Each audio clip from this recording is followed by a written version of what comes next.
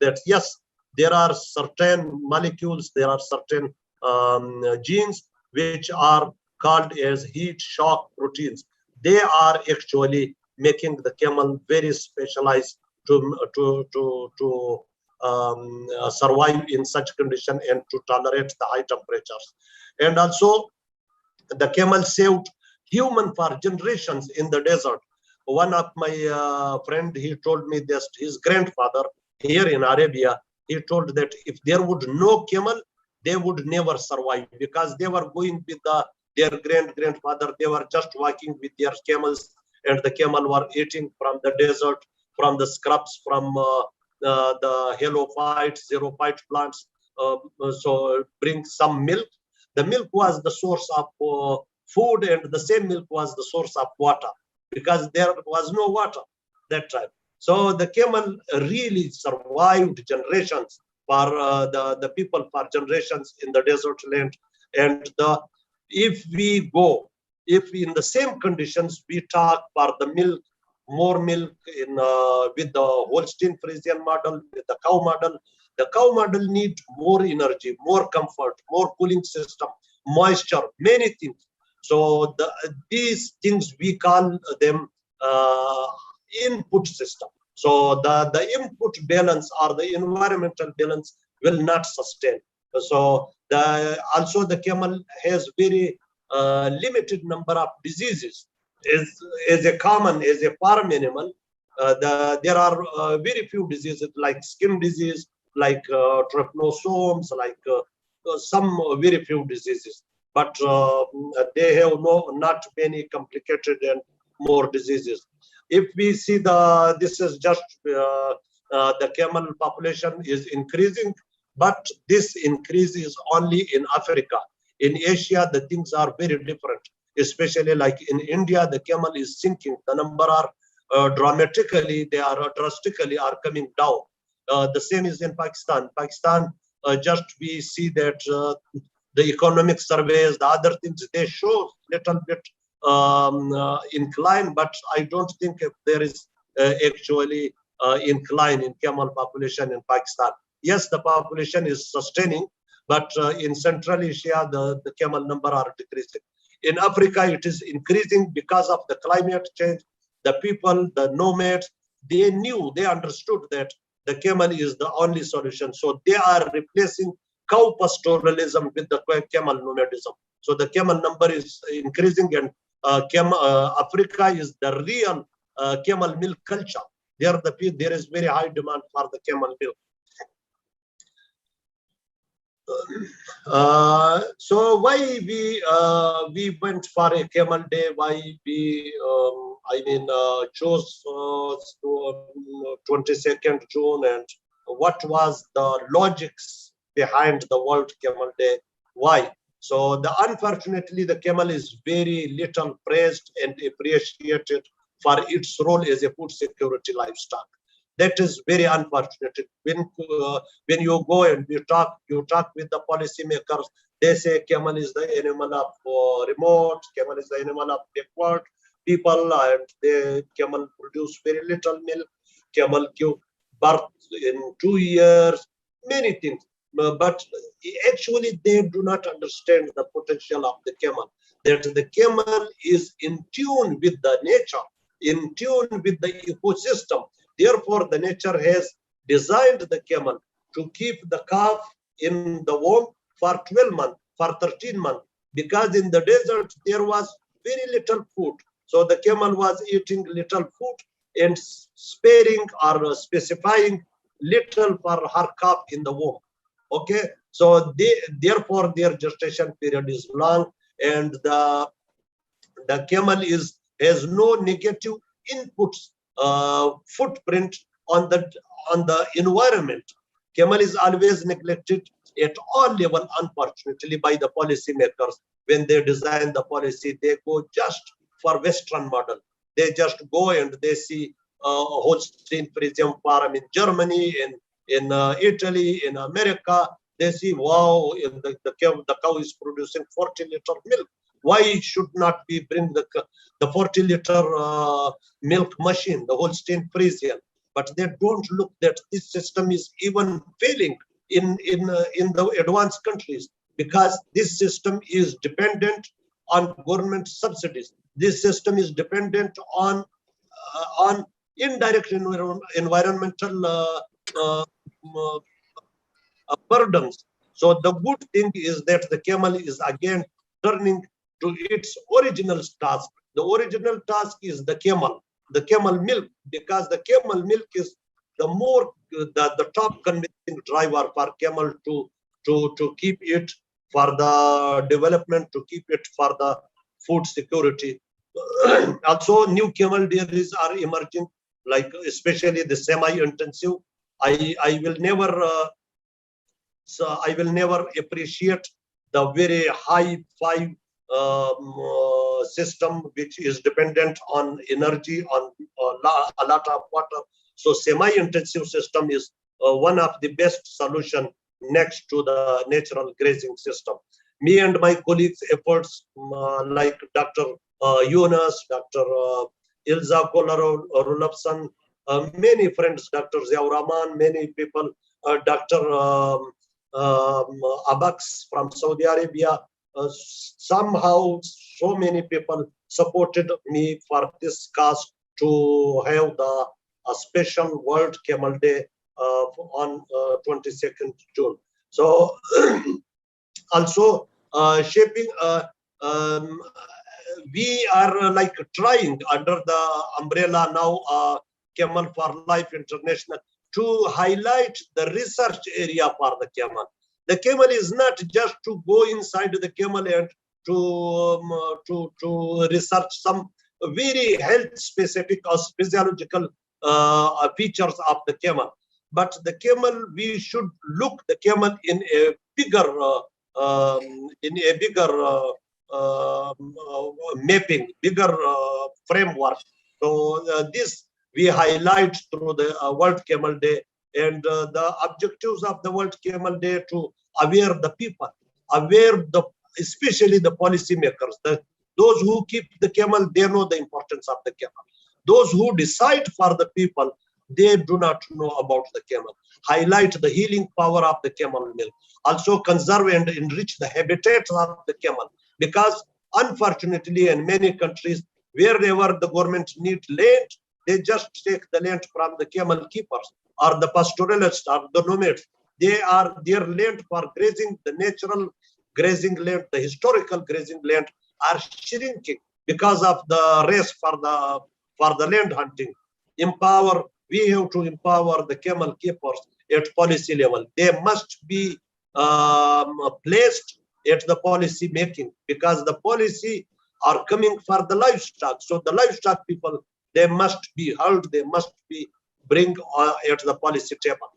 Bring the camel under the eyes of the policy maker, both not only national level, but international level, at FAO level, UNDP level, IFAD level, other level. So it must be realized that the camel is the important player in food security under climate change context. Also, the history. The history, we started it in 2009 up to 2012. It was like celebrated at very small level, and then you can see on the right side, World Camel Day in Pakistan. Ilza, interestingly, she is here. She is hosting this conference. She came and she visited us in 2014, and we celebrated very good World Camel Day. And many people, like I told you before, they supported me and they supported this cause. Ilza helped us very at all level. We made World Camel Day Facebook page. So then here is the important website like camelforall.com. It is everything about the camel, and we have the sustainable farming for food and health. These two web pages are blog pages. I am like, sometimes I feel like I am one man army. I write, I compose, Sorry. Can I continue? Yes. Thank you. So we compose the information we get from the research, from the development areas. Here I try my best to archive the information, and here is just some few shots from the World Camel Day, which was like in very important news paper like the National. Here they gave very good, they highlighted this day, and different of the world you can see World Camel Day everywhere in India, Africa, Pakistan, Saudi Arabia, many countries. So in you can see World Camel Day. Last year it was also celebrated by virtual university also this year, and this is our camel farm, Lion Farm. They have posted this very beautiful camel picture, and here is me, the author of the World Camel Day, and you can see many activities. And last year we had one picture contest of World Camel Day. So this guy he is from I think from Turkey, if I'm not wrong. He got the top number. So he, and why Camel Day? Because Camel Day, why on 22nd June? 21st and 22nd June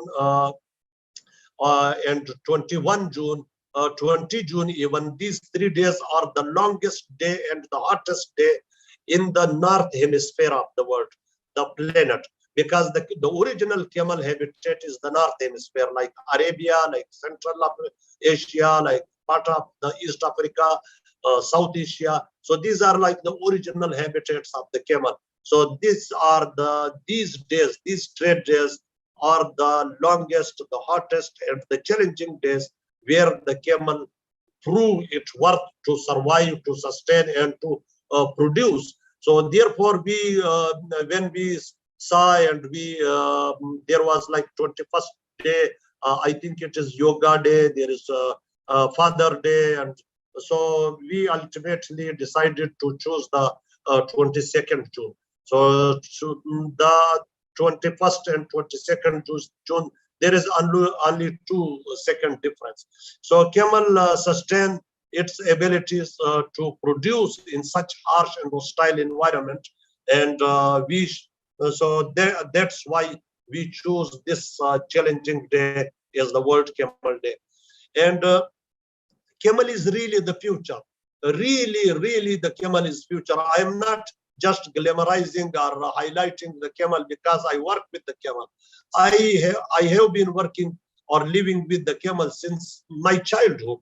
So I am working like last 15 years. I'm practically working with the camels. Wherever I went, wherever I spoke with the people, wherever I saw, I noticed that the people somehow manage some food for their family in challenging conditions where there is no water, no vegetation. So the camel, I found the camel is there. So the camel is the real hope. Camel is the future.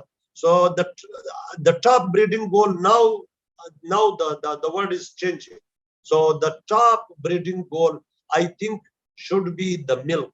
So when there will be enough milk, the people can sustain life in those areas, and they can better treat their camel, and they can offer something for the camel, extra feed to produce enough amount of milk. So the other are like byproduct, like meat, like, and also some people, they think that racing, hobbying, culture, using it in dance, in wrestling, it will keep the camel surviving. No, unfortunately not, because these are very important part and parcel of the camel. But the main thing is, like in food security, the milk is the top driver of the camel to sustain, and we need policy level understanding. That is the problem. They just look for the I mean, it is very sad when they say that the camel cannot produce the enough amount. No, the camel can produce, but you have to see what the camel consume, what the camel take. The camel does not need water of that level. You know, here in dry conditions like in Arabian Peninsula or other dry lands of the world, one Holstein Friesian to produce 1 liter of milk, she needs up to 80 liter of water. Why? Because she drink more water, she remain in heat stress, and she precipitate, evaporate a lot of water, and also she drink more water, and also there is sprinkler system which work with the water and the energy to use heavy powerful fans to exhaust the hot air from the barns. So the camel is like the real climate change, the climate change beast, the climate change solution. So our focus must be on camel model, not the model which is used for milk in other regions. The camel potential is misunderstood, copying a wrong model of Holstein Friesian and bringing masses on cow milk. I mean, it is like very strange that bringing the people of the dry lands on cow milk, importing the model of cow milk, the cow farming system, the cow dairying, and looking for camel milk, the other markets like exporting to China, to US, to this thing. It is really strange. We should, I mean, here the camel model is the best model, and the first priority should go to provide this milk, to make this milk available for the local people. So because they're in evolution, their body, their physique is very well fit for the camel milk. And now you see, and every third person has heart problem, joint problem. They cannot even go properly. They cannot walk properly. So that is the reason that when you change the food pattern, the food system from angle 1 to angle 190, so there must be consequences. Instead, we must manage camels so that they fulfill their ecological purpose. Like Ilza says, I really appreciate her point of view that the camel has not only the purpose to produce milk or produce meat, it has ecological purpose also to disperse. I say this in my talks that the camel is like bee. The bee are dispersing the pollen grain, and the camel are dispersing the seed. If the camel will not disperse the seed, we will lose the ecological role of the camel. So the many camel nomadic societies of the world have perfected this approach, and it is them we have to support. Those who are keeping the camel, those who are depending on the camel. So now every person is like, big companies are coming. They want to hunt the camel milk for lactoferrin, for these enzymes, for vitamin C, for this. But they have, I mean, nothing goes back to the people who kept the camel, who survived the camel for, evolved the camel for 4,000 years. So this is like our moral, through World Camel Day, we want to realize the people. We want to tell the people, we want to tell the policymakers that these are the people who survived with their camel, and they evolved their animal in very specific, in tune with the climate change, in tune with the nature. So the benefit must go to them. And for the camel, like especially I spoke that the milk is the main driver. So the milk there are, like, in my point of view, there are two prone policies. One is the natural or nomadic system. We must support this system. This is like purely in tune with the nature, and it is fulfilling the ecological purpose. And if we go for more milk, yes, there is demand for more milk. There is urbanization. Many people, like in Dubai city, we should provide the milk from some system, the camel milk from Abu Dhabi, for Riyadh, for Islamabad, for other, for Delhi, for these cities. I just took some name. So we need a system which can back up the requirement of the milk. So this must be a camel model, like I call it semi-intensive sustainable system, where we keep the camel and we fulfill the camel requirement. We give them very good opportunity to walk. Here I am working with the camel farm.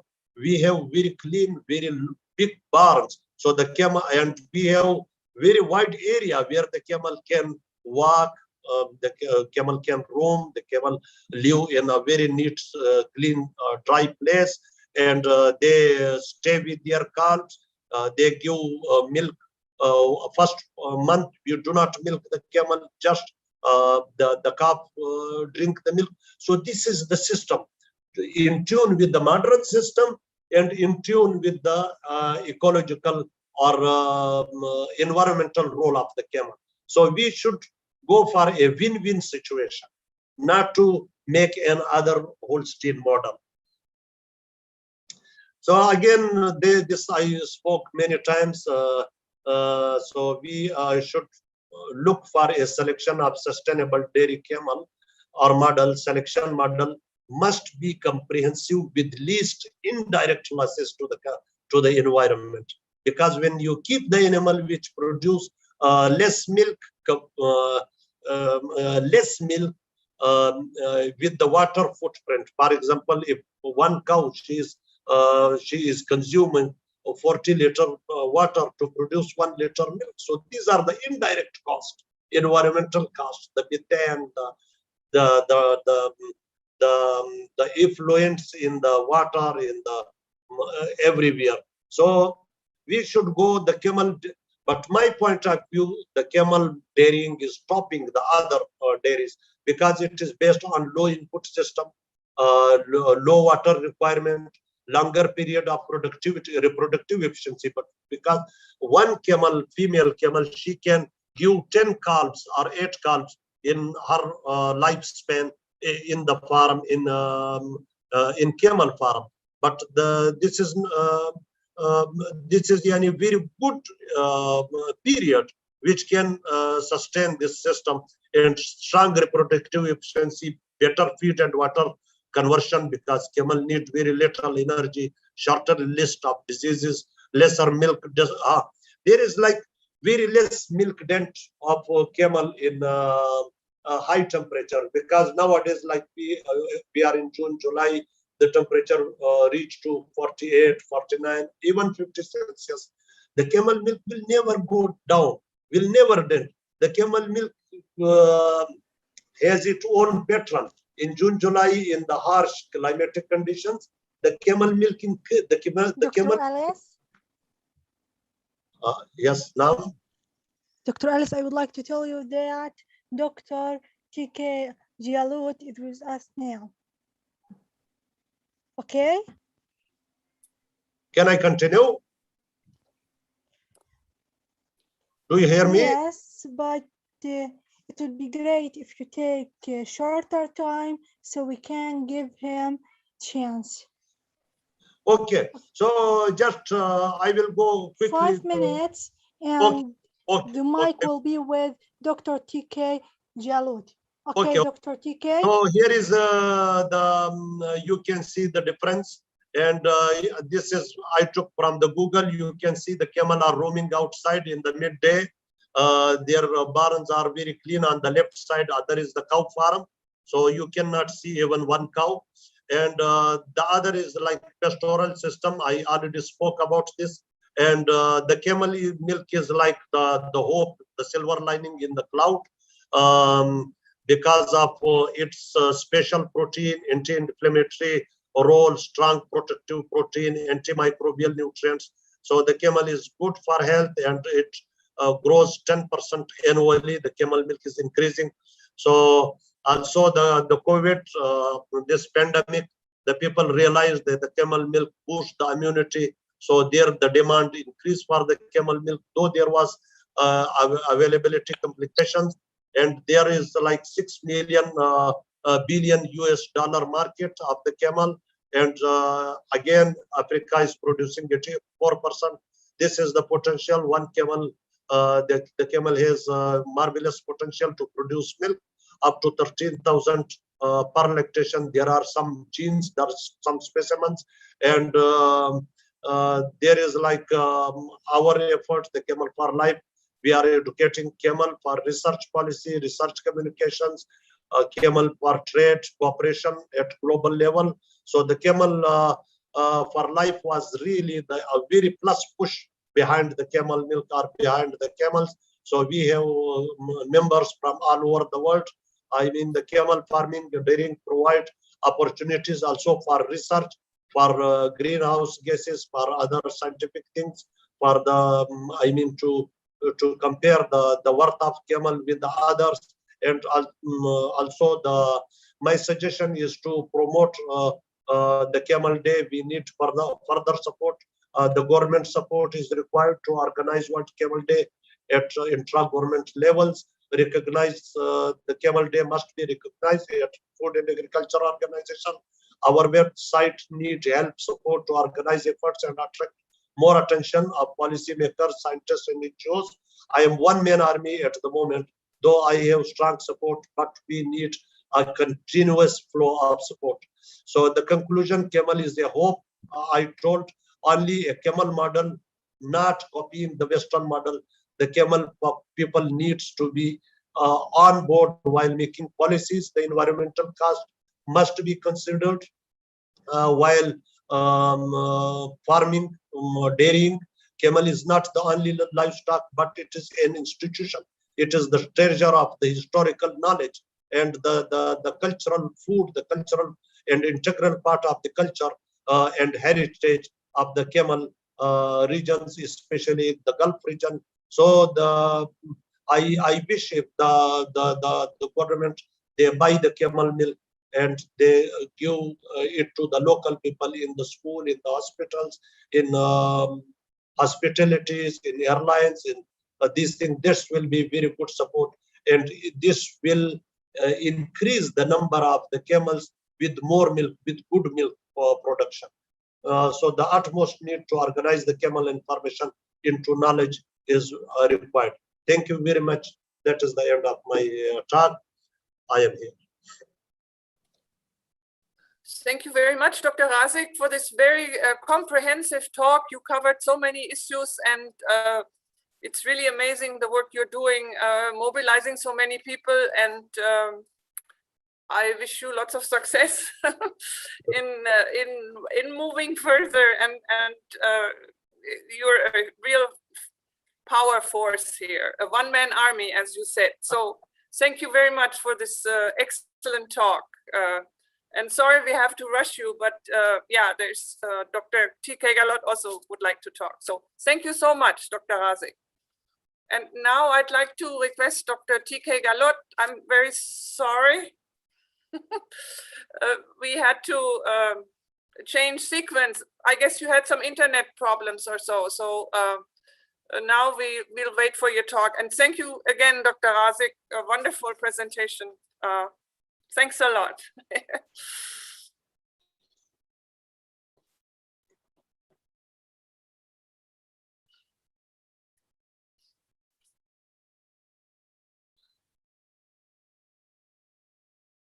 So can you listen me? Yes, we can hear you. Okay. So we proceed further. And these modern dairies, as Razik is also looking after some of them. And these days, the milk boost program is there, and milk is being marketed, and chocolates are being marketed, and the soap made of camel milk being marketed. You can see variety of products. Milk products are also marketed, even in Australia, on a big scale. So here back to my institution, where camel surgery was developed, and a big rating from our university, and the work of camel surgery was recognized internationally as well. So we all know that what is camel, what is the surgery? It is cutting of the patient tissues or closure of previously sustained wound. Or we can say that treatment of injuries or disorders of the body, incision or manipulation, especially with instruments. Now, there are various types of surgeries, maybe major, minor, elective, urgent, or emergency. And if it is related with some purpose, then diagnostic, ablative, palliative, constructive, procurement for transplant, constructive, cosmetic. But the camel surgery, we can classify in a more simpler way, like soft tissue surgery, like ophthalmic surgery, like laparoscopic surgery, like arthroscopic surgery, like orthopedic surgery, dental surgery, laser surgery, cryosurgery, and cosmetic surgery. Now in Saudi Arabia, they have set up about 36.5 million big camel hospital, largest in the world, with all ultra-modern facility. I'm really so happy and would like to visit someday. And the first modern hospital was opened in Dubai some time ago. It's really indeed a state-of-art hospital. So Camel is so lucky to have modern facilities and treatment. Before we go for surgery, you have to understand the different anatomy of dromedary camel, because this is different from other animals, other ruminants. And here I introduce you with the South Asia's biggest camel clinic in the India, and that's in our college where the camels are brought in from the distant villages, and we keep them as indoor patient. And farmers, they stay over there. They bring the camel carts over there. They stay over there. Dr. Ilse has visited. Dr. Razik has also visited in 2007 this clinic. But now we have modernized this, and now it's a well-ventilated, clean, cushion-bedded operation theater. And we operate camels over there. It's a routine over there. This is not from our department. This Travis for the camel, I designed. And this is really so good that if you are treating a camel, you have to tie the camel. It takes half an hour to secure the camel. Now you can just perch over this on the side rails, and you can give injection, you can do dressing, you can make a spray. So this is really a very nice Travis. Now we have a lot of facilities to lift the big camel, the small camel with manual stacker. Now from Border Security Force, a lot of camels, sick camels are brought in over there. We have hydraulic ambulances also to transport the camel. Camel surgery is an everyday routine by the team of Camel Clinic. I remember when Dr. Chen from Dubai Camel Hospital came to our clinic, stayed for 1 week. He said that here everybody is busy in camel surgery, and they handle camel like a toy. So it's every day's routine, because we receive about 10 to 15 camels every day in our clinic. Now we are passing stomach tube and probanks, and now modern operation theater is requirement now. This is one picture from the Align, and the team of Dr. Alex Stinson. And see, very first I saw this camel under general anesthesia, incubated camel. You need a lot of equipments to diagnose the camel fractures and other problems. So you need to have computed radiography, plain X-ray. See, the joint problems can be best diagnosed by the X-ray, and then you can treat. And now we are having in India first CT scan machine. Of course, we can use only the cadaver parts of the camel because it is for the dogs only. But you can have a big gantry CT scan doing research on the various parts of the camel with the CT scan. And the specially designed Travises are there. We have a very good veterinary diagnostic laboratory in our institution. Even we have blood transfusion facilities. Many times camels are in shock, and these camels, they are having heat stroke as well, dehydration due to diarrhea. And sometimes hemoglobin goes very down, and we transfuse the blood. Now for the students, we attach the screen LED with the microscope so that they can see the parasite and other blood pictures on the screen. So camel is ready to go back after treatment from our clinic, and farmers, they thank the doctors who treated the camels. And because in India, camel is not a meat animal, so they want to take camel into use as a draft animal again. So they are very happy. So we have a very good dedicated team for the camel surgery over there. Now I am retired because this picture is a bit old, in 2014, and it's 6-year-old. But the camel surgery is really a challenge, big challenge, because there were no books on the camel surgery, and you have to innovate the techniques. So this is an amalgamation of innovation and challenges that camel surgery could be developed. Camel is different because it has no gallbladder, no omasum, no medial patellar ligament, no navicular bone. At the same time, it has unique features which other animals they don't have, like hump, big hump, soft palate diverticulum, chest pad, distal cushion, 3 compartments of stomach, and especially placed nostril and eyes. Now, if we talk of orthopedic surgery in camels, internal fixation is seldom used for the fracture repair, but these days with the advanced facilities, we are using occasionally. But mandibular fracture in breeding season is very, very common when camel is highly vicious. They fight with each other, they break away the mandible, and you can see when lower lip goes down, camel takes the food and prehension is done by the lips. When lips are away, it cannot eat.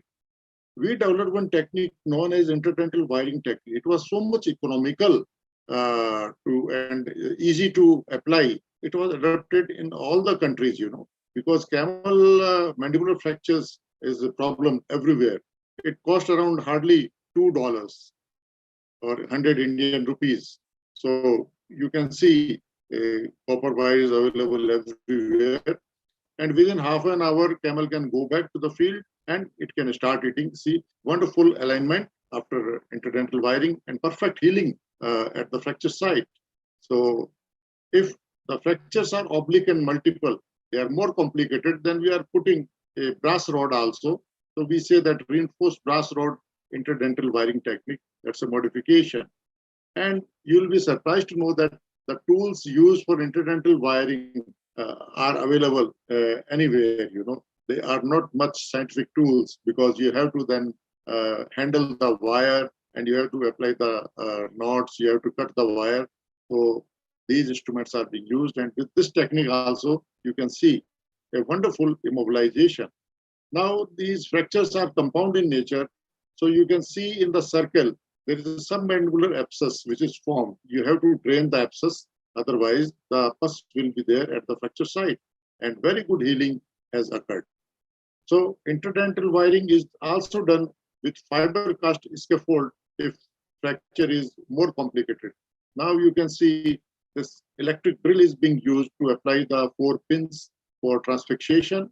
You can see on the lower side these 4 pins, and then one fiber cast is attached to this, and now camel it has with interdental wiring and transfixation together a very good reduction, and it can eat so well soon after the operation, and very good healing has occurred. And one more modification is with acrylic splint immobilization to repair the mandible, and that is also we have done, and camel can eat so well and can go back to the field soon after that. Then linear external skeletal fixator. This is very easy to apply for metacarpal fracture, particularly in young camels. Instead of going for internal fixation, we are going for this. Soft palate injuries are very common, and after soft palate, particularly in breeding season, it balloons out. Once it is injured, it hangs out or it is trapped inside. Neither camel can eat nor drink. So you have to do surgery in emergency, and you have to resect it out close to its attachment. It's an intraoral surgery which is performed under mild sedation very easily, and you can remove it. Now, many soft tissue surgeries like some tumors, some diverticulums can easily be resected under sedation and local anesthesia. Since camel is browsing more on acacia, the thorns of acacia, and from external blow by the owners, the eyes are injured and they affect the cornea and conjunctiva. So many types of these eye problems are there. You can see pus into the eye. We call this as a panophthalmia. Sometimes the eye is full of pus. You have to enucleate the eyeball. So this is enucleation operation which is done. Many times ruptured eyeball is there, cornea is ruptured, you have to suture it back, and then tarsorrhaphy is performed. Now, salivary gland problems, salivary duct problems are there in camels, particularly when there is a buccal fistula and saliva leaks out. So you have to ligate the salivary duct. You have to exteriorize at its course, then inject towards the gland some lugose iodine or betadine, and then ligate it and close it. So there is no leakage of this. In ears also, when there is a chronic infection of the ear, then you have to make an additional drainage opening by resecting the vertical ear canal, and this is soft tissue surgery, similar to one we do in the canines. It is being done, and new opening is there so that you can easily clean the ear. And sometimes in emergency, if there is a snake bite, camel cannot breathe, and you have to do emergency tracheostomy, and see in sitting position you can do it. Now, surgery of esophagus is also very common because many times camel has a choking with the feet or some foreign material, like in pica, it chews many unwanted things like a plastic bag and rags and leather. And you see, this is the headgear of Arabic person. This is being removed. I took this picture from Dr. Ramadan, and see this. It is esophagus is sutured. In pica, camel eats a lot of stones and other things. Even in the harrow of the plow, iron triangular piece, you can see in the glass piece and stones, and these all are removed. And this is surgery of compartment 1, we say rheumatommy is being done. Now, musculoskeletal disorders are likely to be there because it is a racing animal, it is draft animal, and you have to understand biomechanical insight of the locomotor system of the camel, because such a nice foot pad is not there in other animals. You understand this anatomy by CT scan, particularly the stifle joint is very, very important. Now you see the insight of a stifle joint by the CT scan studies. Then you can diagnose it, see the fracture of first phalanx. There was a big swelling. You can see the exostosis and fracture together. And there was a big swelling left side, you can see, and then it was immobilized accordingly. Physiotherapy has to be given to camel by swimming. In horses they give, but in Qatar, there is a big swimming pool and they are giving this physiotherapy. Now, this compression suits, they also help to improve the performance of the camels. This is also good as part of physiotherapy. In Arabic word, they are using this. To diagnose the lameness, you have to make a circle and make the camel to move clockwise and anti-clockwise. It shows more lameness towards inner side, then that particular limb is affected. You have to use hoof tester to locate the piercing site of the foreign body. You have to see the symmetry of the hind legs when animal sits. You have to see the weight bearing of the camel. Here we see the symmetry of the hind legs when it is standing, so that you know that which leg is affected and which joint is affected. And that's how we diagnose the lameness. This is locking of the patella. Camel is dragging the hind limb. So this is upward fixation of the patella. Lacerated wound or sole, you have to suture it with the stainless steel wire, entirely different. Many types of cancers, sarcoma, carcinoma are seen in camel. They need amputation. You can see at the even of joint. You can see osteomyelitis. You can see supernumerary disease. You can see chip fracture. Fracture management by POP cast, simplest, then fibromas are being removed. Punctured foot is there. You can see long-standing cases, pus is there. You can see one acacia thorn over here. This is the thorn, long thorn, which was removed from the punctured foot. The pus is being removed with the dead tissue. Preputial prolapse circumcision is operation, one operation, because camels, they masturbate during breeding season in the sand. And the prepuce is injured, inflamed, and then you have to resect out the prepuce. Otherwise, animal is of no more use for the breeding.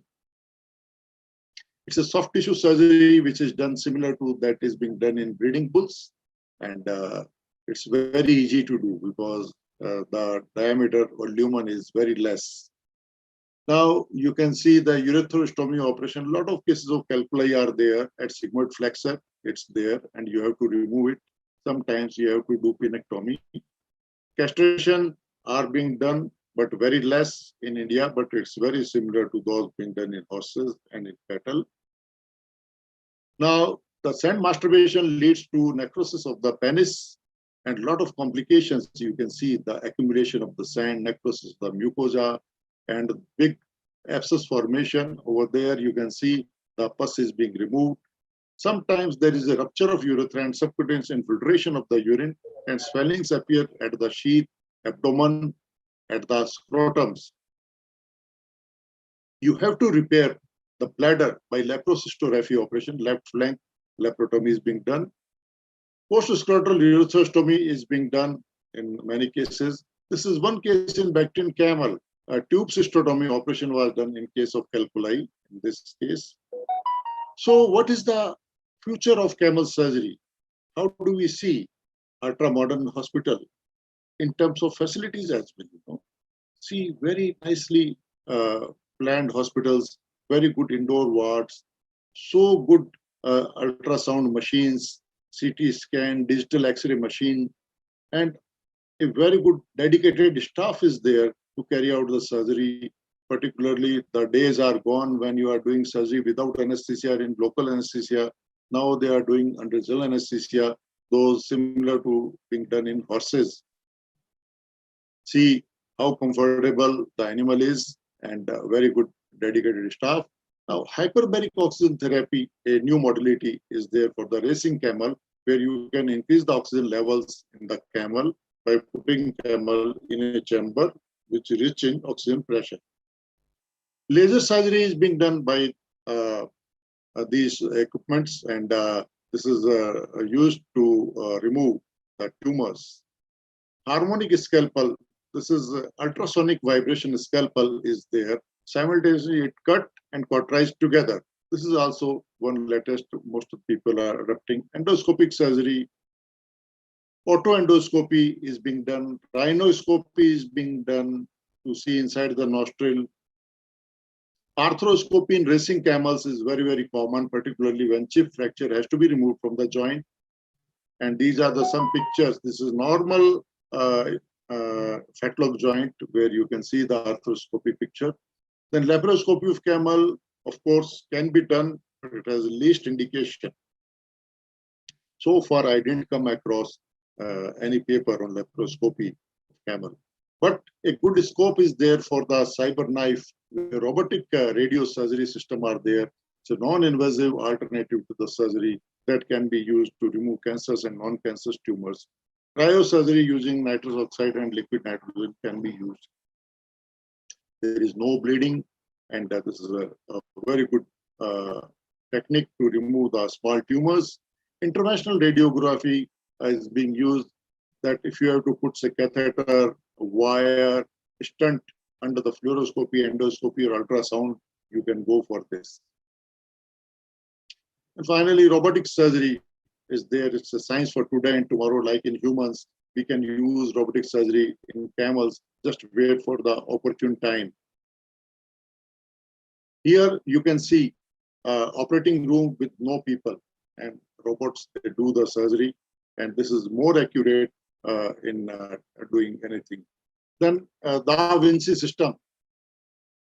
It translates surgeon's hand movement at the console in real time, bending and rotating in the instrument while performing the procedure.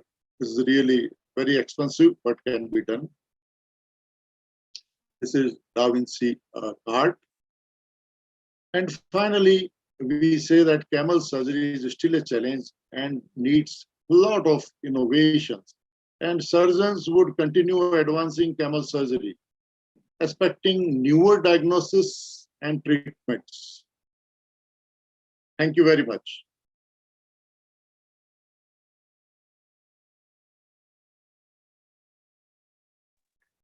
Thank you very much, Dr.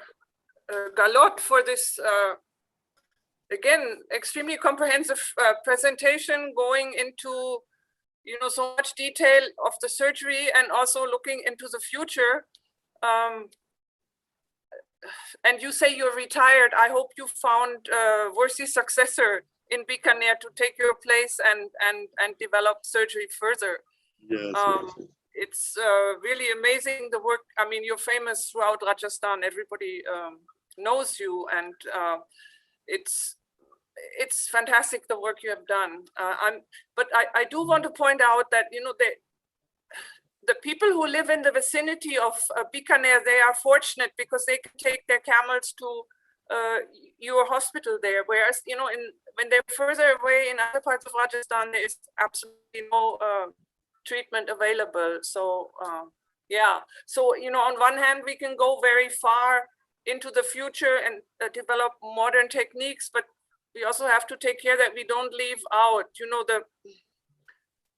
the poor camel breeders who are far away, and the ones who Dr. Razik was taken about, the ones we need to take along. Just that was just my thought on that. So you are right. Still, we see sometimes that people bring very late to the hospital. They come very late and they try their local treatments, you know, out of their knowledge. They apply some herbs, some ointment, some oils, and then they say that it's beyond our means. Then they bring it to the hospital.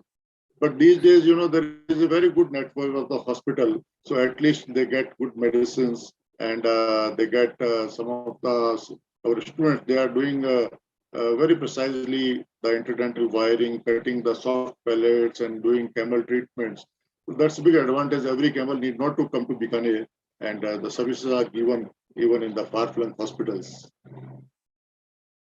yeah, yes, yeah. So Dr. Razik, would you like to comment something? Yes, I would like to divert the attention of the people back to the, in my point of view, the original task of the camel. So the original task is of the camel. The camel can sustain, can survive if it is given the chance to play the role as a food security animal, and under the climate change context, and the benefits which come from the camel should be diverted, should be rechannelized to the people who are actually behind the camel and they are keeping their camels. They must have the opportunity to sustain their livelihood, their production system, camel farming, and this is I think the camel is like Dr. Gehlot said about the role of the camel. It is really very crucial. Yes, I am agree with Dr. Gehlot that yes, it needs sophisticated science, sophisticated treatment. There are some issues which are really very painful for the camel, like tumors, like fractures, these things. This is the one side. This is the very practical side. But overall, the philosophical side, the future side, the policy level side, the sustainability side, that is very important to be highlighted. And the Camel Day was for this purpose mainly. So because we really did not, accept the role of the camel keepers. We really do not look, I mean the policy maker, not me, not you, not Gehlot, but at the policy level, there is very little or very specific understanding about the camel. So we have to change the, refix this thinking about the camel and to give the opportunity to the camel people, to the camel model to perform the role. And its main role is, again, I will say this is, I am very quite sure for that, the main role of the camel is to produce milk, to give the food security to the people who are living in challenging environmental conditions. So that is I see the camel with this point of view. And yes, I am agree with the intensive farming to keep the camel in farm to produce more, but we must keep in mind that it must be a camel intensive farming, not other species farming. So this Dr. Razik, I have one question regarding your presentation. You know, it was indeed very nice. Does Ilse permit me to ask one question to him? Yes, please. You say something. Yeah. Please respond. Yeah. It was because, you know, in India, like Dr. Ilse is doing a lot of work to popularize camel milk and to make it available in the big cities from her center. I would like to ask that in Pakistan, you have very good breeds of camel. You know, they are giving very good milk. But are you marketing camel milk through superstores also? Some ready-made preparation like you see in Dubai and Abu Dhabi? No. Something like that? Or people are still taking raw milk? Still, people are, thank you very much. Still, the people are taking raw milk, and the camel pastoralists, they take their camel and stand by near the road, and they give milk the camel in front of the consumer, and they give the fresh milk. There are some efforts like with the UAS, University of Veterinary and Animal Science, Lahore. They manage some milk to pasteurize, but it could not sustain. And there are people, they are looking to bring the camel in farm and to export to China, and they want to earn money. But still, I don't think if there is big fund. Okay. My second question is that as you mentioned in your talk that in Pakistan, the camel population is not rising too high. You know, it's almost static, you must say, but I believe that in Pakistan, you have a lot of slaughterhouses and people, they take camel meat as well, you know. Yes. And that's lacking in India. We don't have slaughterhouses for camel and people do not eat camel meat. So maybe that when the animal is used for the meat purpose, the population increases like we see in the Arab world. There are a lot of slaughterhouses, population increases. Like we see in India, the goats, sheep and the poultry, since people are eating, so population increases like anything. So what's the reason that population is not increasing in Pakistan despite meat is being used? Thank you. I think this is my opinion, but the government grey records say that it is increasing, though there is 2 to 3% increase. But like we have camel niches, camel areas. Like one is the same like Bikaner, our Cholistan and Third Desert. There, the main problem is the shrinking of grazing land. That is the main problem. Yes, there is slaughter of camel in Pakistan. The people consume. There is very good market, and camel is very expensive livestock. But the area for grazing is shrinking because the camel people, they have no access to policy. They are just the poor. I mean, they are poor in legislation. Nobody hear them. And then we have the other regions like in Balochistan. In Balochistan, yes, the number of camel is increasing. But in Third Desert, yani the original Third Desert, the historical Third Desert, like in Tar, in Punjab, in Sindh, the number is decreasing. And we have one other desert which is called Tal Desert, near Jang and this area, Bakar, this area. There, the canal irrigation was introduced. A lot of land was brought into farming, to agriculture farming. So I think the main problem is the grazing. The grazing area is shrinking. That is the reason. Even in Bikaner, that is the issue. Otherwise, people will hit number, I'm sure. Thank you. Thank you very much.